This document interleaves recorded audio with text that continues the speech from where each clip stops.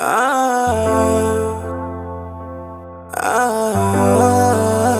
boy sound. Nikisema sitopenda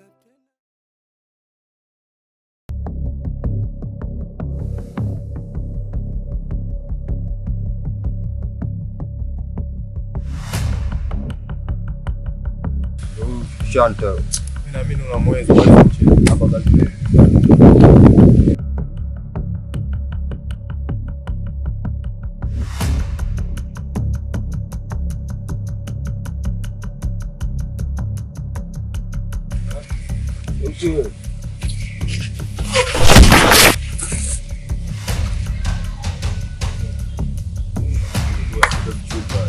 Hawezi, yule mimi nilikwambia teke moja tu chini. Ule kubwa.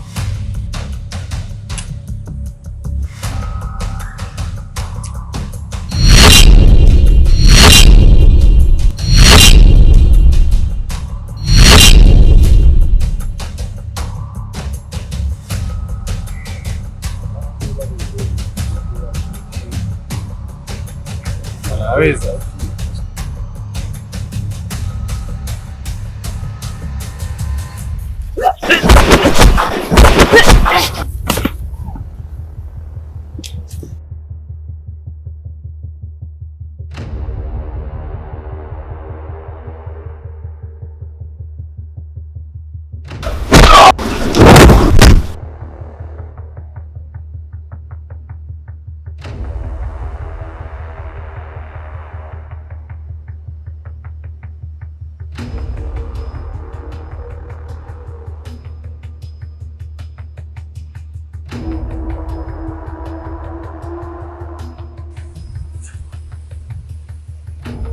Come on.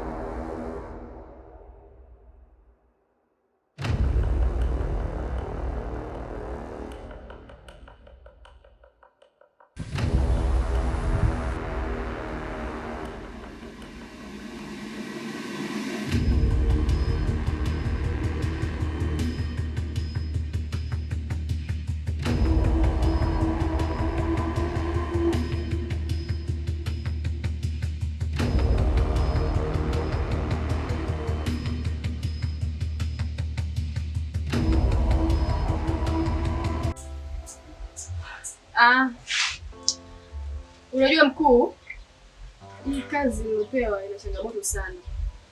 Yaani mpaka imefikia sasa mimi nimebakwa. Pole sana.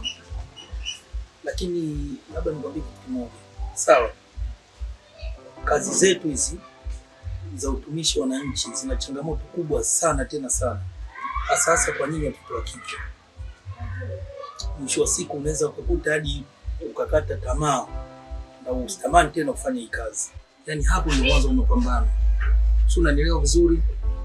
Na vile labda nikuulize swali moja. Sawa. Mtu alikufanyia hicho kitendo, labda ulijaribu kwenda kuonana na daktari kufanya check up ya afya na ujue je, kuna madhara yote ya kiafya kwenye mwili ambayo yamekuambukiza? Nilienda hospitali na nikafanya check up ya mwili wangu wote. Kaonekana afya yangu iko vizuri, ila wakanigawia vidonge nitumie ndani ya siku 30.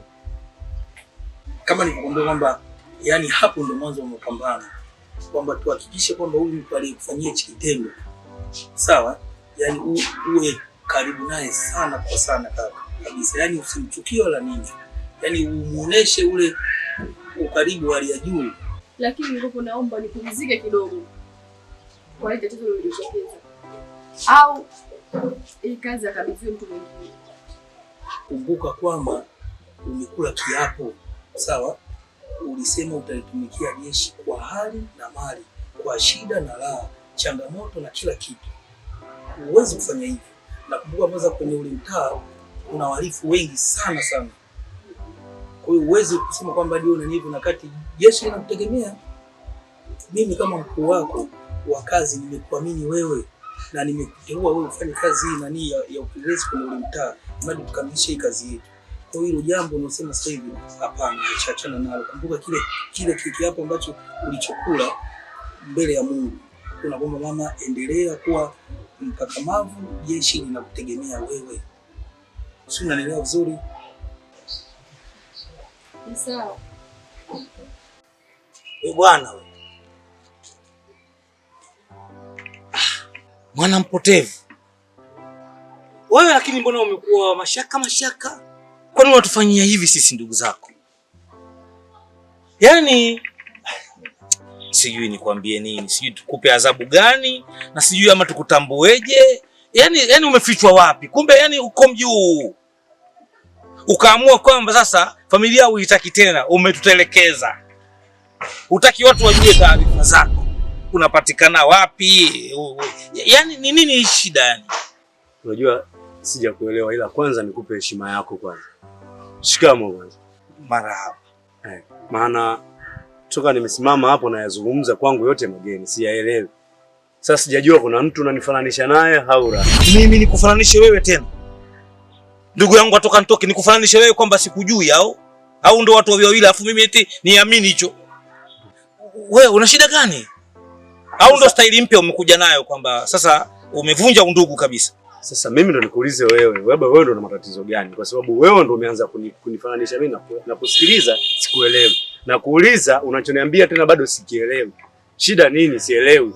Kwa sababu mimi niko na harakati zangu, nimesimama umenisimamisha. Na nikajua labda kuna jambo la msingi nataka kuzungumza, nikasema nikusikie. Usianze kunipa hadithi zako. Ulichokifanya ni makosa. Usifanye kuwa ndio hadithi. Wewe unaishi wapi? Ili tujue labda tuanzie hapa. Sasa naona unachokiongea mimi na ninachokijibu wewe havielewani. Yaani kifupi havioani. Kwa hiyo ndio maana nimeona nikuulize. Jamani. Wewe kuna vitu vinakuwa vya utani, alafu na vitu vinakuwa ni serious. Make it serious. Wewe mimi unijui mimi. Mimi nahisi unanifananisha, sio mimi. Fana leki kufa kuna break. Kwamba mwenzetu sasa umepata mwanamke labda, kwa hiyo labda ana hela nyingi, akaona akufiche, akaona ukatae ndugu zako, au kakufanya labda akakuroga umekufanya zezeta kwa sababu unatumikia pesa zake. Na hii sasa ndio inanifanya niamini kwamba kweli maisha yamekuwa magumu. Mpaka watu sasa mnaanza kuchanganikiwa, sasa mnaanza kufananisha hata watu. Mie huyo. Kuwa makini brother. Wewe bwana, sio hadithi wewe. Huyu ana nini huyu? Yaani kumbe tunavyohangaika yuko hapa. Mji huu. Kitongoji hiki. Ipo namna. Lazima nitafakari upi. Kuna nini hapa nyuma yake? Lazima kifanyike kitu. Kwa sababu kipo kitu.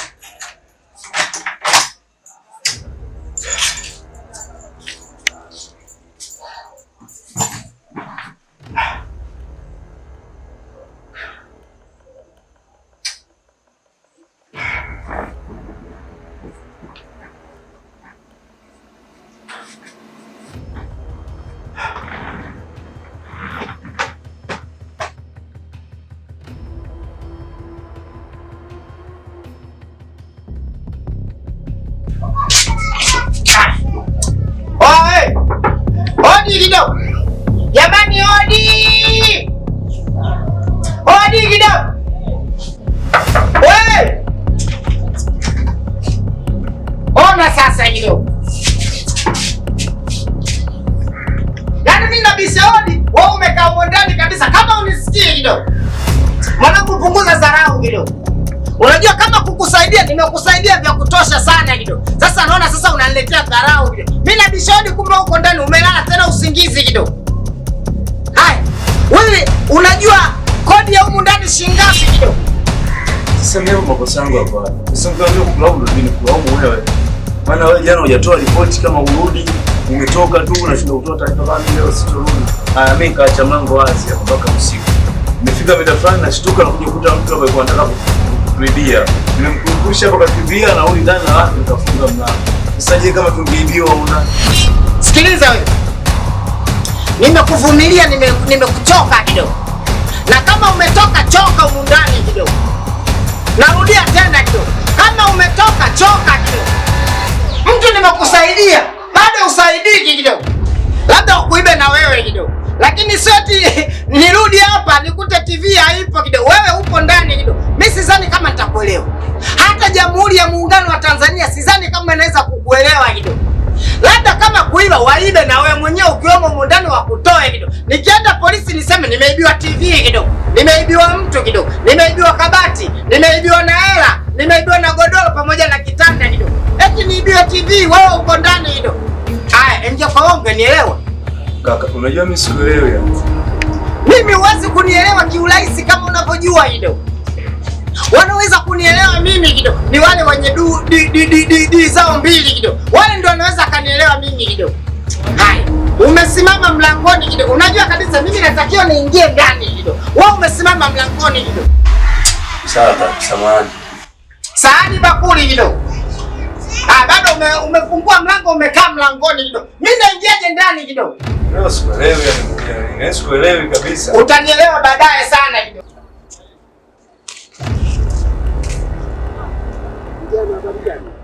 Salama mzee. Ujambo? Safi tu. Unaona wanamume huo? Mwanamume yoyote ni yule anayekabiliana na maumivu. Wakati wa maumivu tu anastahimili. Huyo ndo mwanamume. Unaona sasa? Kama ungebaki na binti yangu mpaka sasa hivi, ungejisikiaje? Lakini binti yangu kaolewa na wewe bado unaendelea kuishi, una amani zote. Hongera sana kijana. Hongera kwa ujana dume wako. Hongera sana. Samahani mzee wangu. Sijakuelewa. Maana na binti yangu hongera, hayakuwa vitu ninavyozungumza kwangu ni vigeni, sijavielewa. Kwa sababu mazungumzo yako yanaonyesha kabisa misiri ya mtu ambaye unazungumza naye ni mtu ambaye mnafahamiana. Hali ya kuwa mimi ndo kwanza na kuona, sasa sijajua unamaanisha nini kusema hivyo. Makweli binti yangu bwana alitaka kuolewa na mvuta bange. Yaani mtu anavuta bange mpaka anajisahau kabisa hata kujua nani anaongea naye. Kweli? Si angepotea. Si ningempoteza binti yangu. Aya, Mungu kubwa sana. Hongera sana Mungu. Mungu asante sana. Mzee, naona sikuelewa. Acha tu nikuache mimi niende zangu. Nenda. Jamani, binti yangu sijui ingekuwaje, sijui. Alitaka kuolewa na huyu kijana huyu. Aya, anavuta bangi mpaka hajitambui. Nilikuwa naona mbali.